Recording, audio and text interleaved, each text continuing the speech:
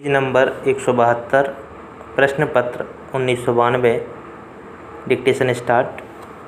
उपाध्यक्ष जी, इस सदन के सामने विदेश मंत्री जी ने जो यह संविधान संशोधन विधेयक प्रस्तुत किया है, इसका मैं हृदय से समर्थन करता हूँ।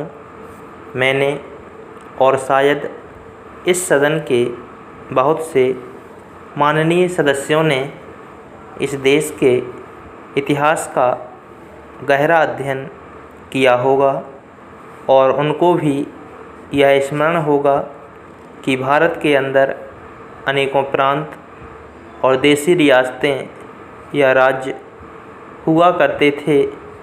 हमें स्मरण है कि उन्हीं में से सिक्किम भी एक है, जो हमारे देश का उसी प्रकार का राज्य है जैसे अन्य राज्य हैं।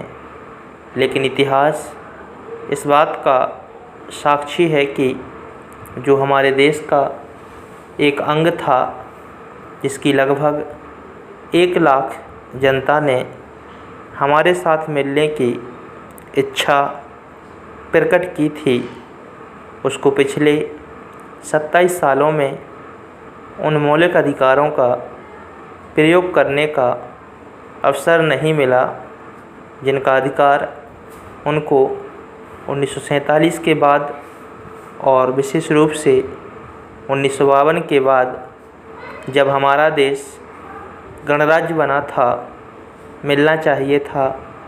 आज इतने सालों के बाद फिर हमारे देश के इतिहास में ऐसा निर्णय करने का अवसर आया है जो कभी भुलाया नहीं जा सकता।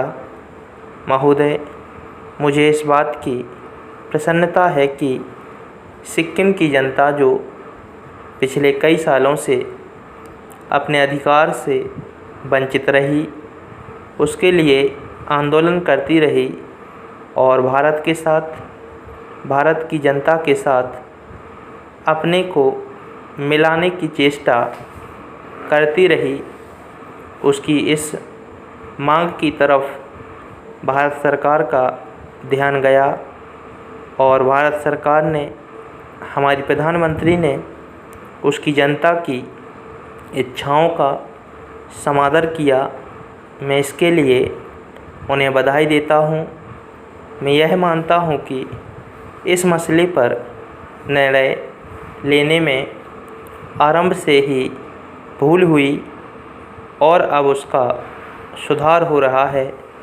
हमारे देश का जो उत्तरी अंचल है, उसकी तरफ हमारी सरकार का ध्यान गया है और उसकी इच्छाओं की पूर्ति करने का अवसर आया है। मैं समझता हूँ कि इस कदम का न केवल इस सदन के सदस्य बल्कि सारे देश की जनता हृदय से स्वागत करती है।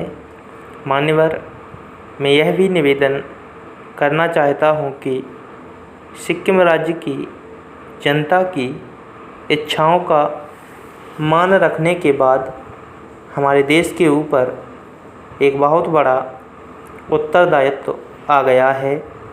हमने पिछले 25 वर्षों में इस देश के विकास के लिए जितनी योजनाएं बनाई, चाहे वे शिक्षा के क्षेत्र में हों या उद्योग धंधों को बढ़ाने और रोज़गार देने के संबंध में हों, उनसे हमारे देश की जनता तो लाभ उठा सकी, लेकिन सिक्किम प्रदेश की जनता उनसे वंचित रही।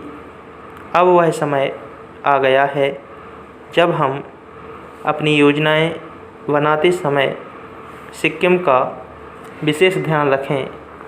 इस अवसर पर मैं यह भी स्पष्ट करना चाहता हूँ कि सिक्किम के राजा की जो भी नीति हमारे प्रति रही हो, उसकी ओर हमें विशेष ध्यान देने की आवश्यकता है।